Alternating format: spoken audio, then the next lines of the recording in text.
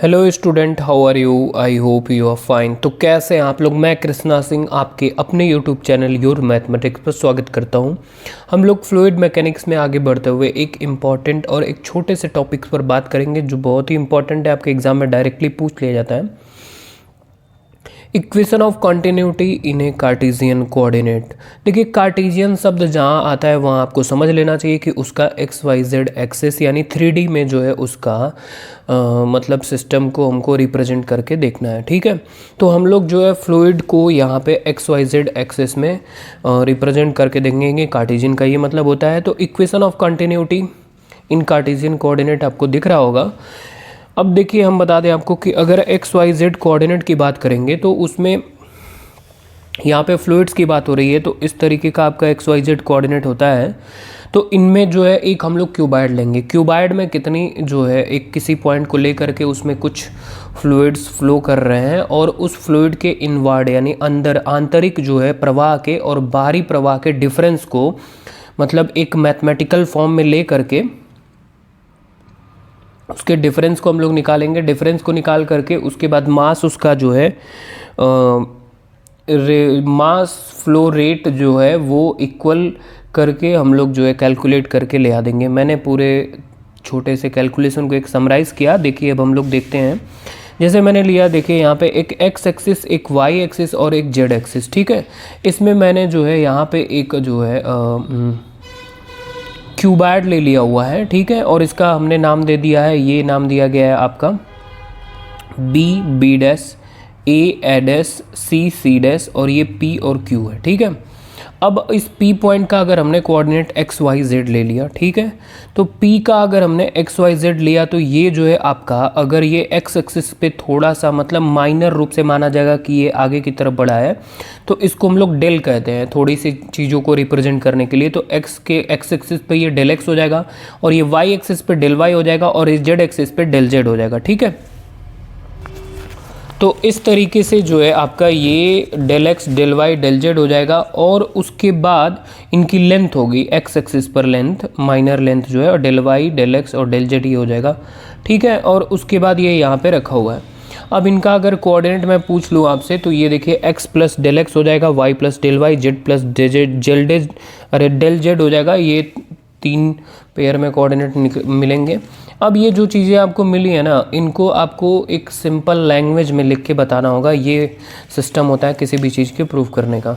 तो जो भी लैंग्वेज में, जैसे हमने यहाँ पे consider a rho be a density of a fluid at point p x y z enclosed by, यानी हमने मान लिया कि रो इसकी डेंसिटी है और यहाँ पे सबसे ज़्यादा रो ही लिया जा रहा है और फ्लूइड इस पॉइंट पर कुछ लिया गया है, इनक्लोज है। तो ये parallelepiped with edge of length, यानी इसके जो पैरेललोपाइप्ड साइज का इधर से देखिए, इधर से इंटर करेगा और इधर से बाहर निकलेगा इसमें से फ्लूइड्स। तो इनका जो एज है, एज मतलब आप जानते हैं किनारा, उनका जो मैंने कहा यहाँ पे देखिए length del x del y del z है, वही यहाँ पे लिखा हुआ है। ठीक है, तो आपको मैंने बताया कि equation of continuity in Cartesian form का मतलब एक्स वाई जेड एक्सेस में रिप्रेजेंट करना और उसमें जो है स्टडी करना। फ्लूइड्स क्या कर रहे हैं, तो फ्लूइड्स का यहाँ पे करने वाले हैं और उसको कार्टेशियन फॉर्म में हम लोग देखेंगे। उसको देखिए लैंग्वेज के फॉर्म में यहाँ लिख लिया। और भी चीज़ें यहाँ मिलेंगी, जैसे देखिए लिखा है लेट यू वी डब्ल्यू be the velocity component along x y z axis, यानी यू वी डब्ल्यू जो है वेलोसिटी कंपोनेंट है एक्स वाई और जेड एक्सिस पे, यू एक्स पे, वी वाई पे और डब्ल्यू जेड पे। अब हम लोग बात करें तो inward flux along x axis, यानी उसमें जो इंटर कर रही है आंतरिक रूप से जो आपका फ्लूइड्स है उसकी जो एक्स एक्सिस के अलोंग होगी क्या, तो वो डेंसिटी वॉल्यूम एरिया।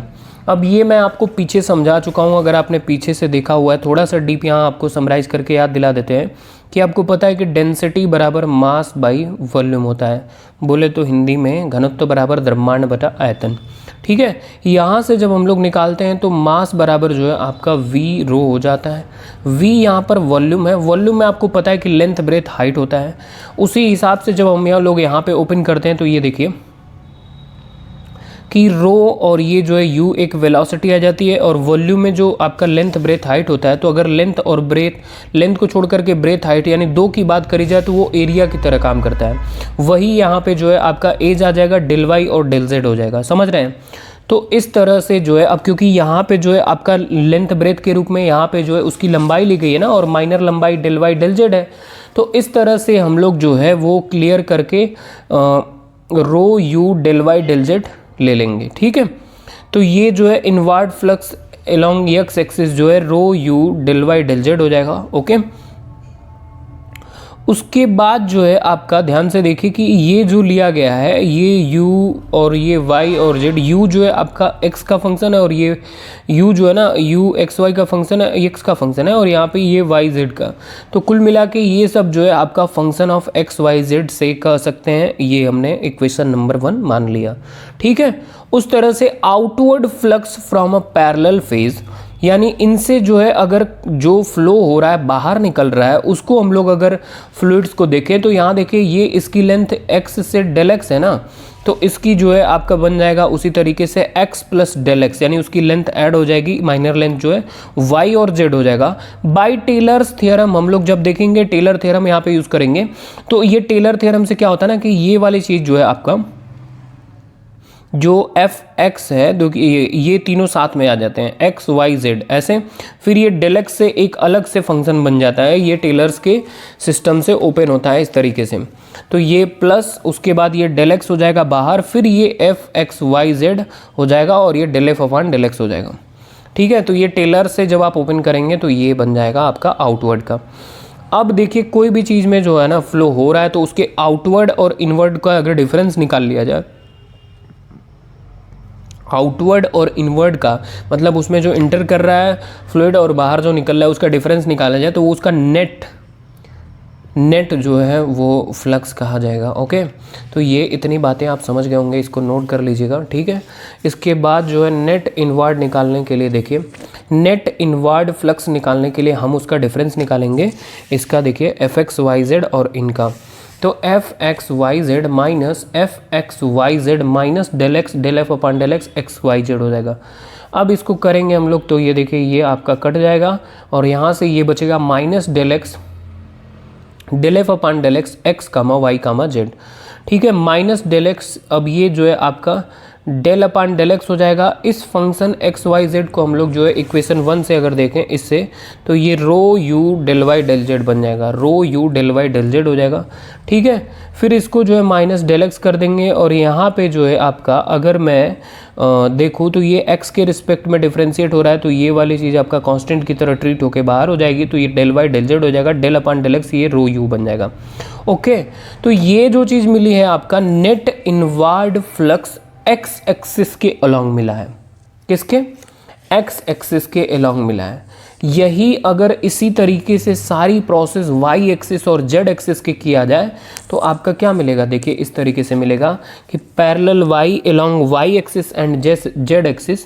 तो जब ये वाई एक्सिस किया जाएगा ना आपका, तो यहाँ पे देखिए ये जो है एक्स एक्सिस के अलोंग हुआ है, तो ये आपका एक्स के एक्सिस के रिस्पेक्ट में डिफ्रेंशिएट हुआ है, तो ये वाई के होगा, तो ये वाई के रिस्पेक्ट में डिफ्रेंशिएट होगा, minus del x del y del z del upon del y और ये रो वी हो जाएगा, क्योंकि वाई एक्सिस के अलोंग जो लिया गया है वो आपका v है, तो यहाँ पे v आ जाएगा और ये y एक्सिस आएगा। यही z के होगा तो minus del x del y del z del upon del z rho w हो जाएगा रिस्पेक्टिवली। ठीक है, उसके बाद rate of increment in mass of a fluid within parallelepiped, ये इतनी बातें आपको समझ में आई होंगी कि एक्स एक्सिस वाई एक्सिस और जेड एक्सिस के अलोंग, पहले एक्स एक्सिस का हम लोग डिटेल निकालेंगे, वाई एक्सिस का सिमिलर करके दिखा लेंगे कि वाई एक्सिस और जेड एक्सिस का जो नेट इनवर्ड फ्लक्स होगा वो ये होगा, ये होगा, ये एक्स का वाई का जेड का। ओके, उसके बाद जब हम लोग एक चीज़ और यहाँ पे देखेंगे कि rate of increment in A mass of a fluid within parallelepiped,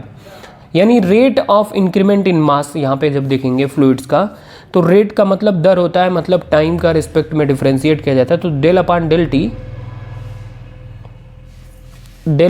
T rho del x del y del z हो जाएगा। ठीक है, रो यहाँ पे बाहर निकाल लेंगे तो del rho by del t del x del y del z हो जाएगा।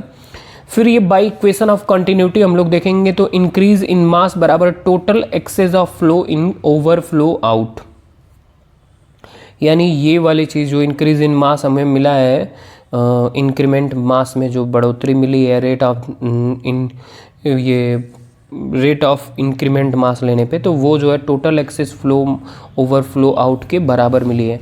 तो इंक्रीमेंट इन मास ये जो है आपका बाय इक्वेशन ऑफ कंटिन्यूटी से ये वाली चीज़ होगी, ठीक है। तो बाय इक्वेशन ऑफ कंटिन्यूटी से जब ये होगा तो आपको ये देखिए इंक्रीज इन मास ये हो गया, और टोटल फ्लो, टोटल का मतलब क्या हुआ, देखिए एक्स एक्सिस के अलॉन्ग ये फ्लो हो रहा था, वाई के ये, जेड के ये, तो तीनों को जोड़ दूँ तो total flow excess of flow in over flow out होगा कि नहीं। तो वही चीज़ तीनों देखिए ऐड किया गया, minus del x del y del z rho, अरे sorry, del rho u upon del x minus del x del y del z del rho v upon del y minus del x del y del z del rho डब्ल्यू upon del z, ठीक है।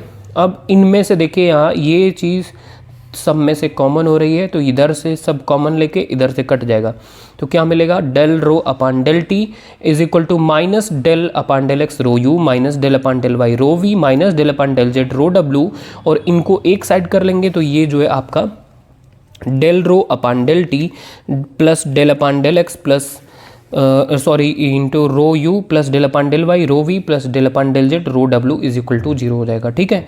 यही जो है आपका x y z के form में u v डब्ल्यू के ये इस तरीके से रिलेशन को हम लोग कार्टेशियन कोऑर्डिनेट कहते हैं। देखिए कार्टेशियन कोऑर्डिनेट मैं बता चुका हूँ, this is equation of continuity in A Cartesian coordinate, but इसका प्रूफ जो है मैंने देखा पूछा जा रहा है, ठीक है।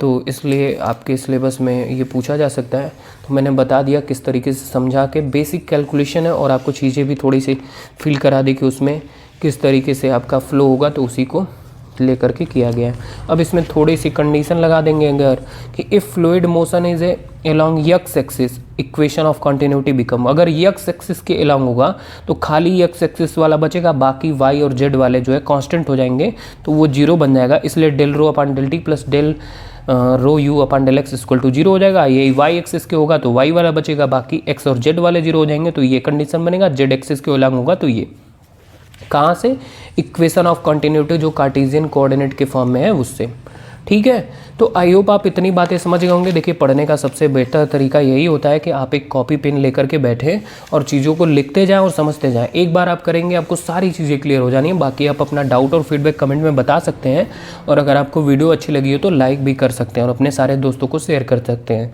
और अगर चैनल पर नए हैं तो सब्सक्राइब कर लीजिएगा। मिलते हैं नेक्स्ट वीडियो में। Thanks for watching this video. स्वस्थ रहिए, मस्त रहिए। Thank you.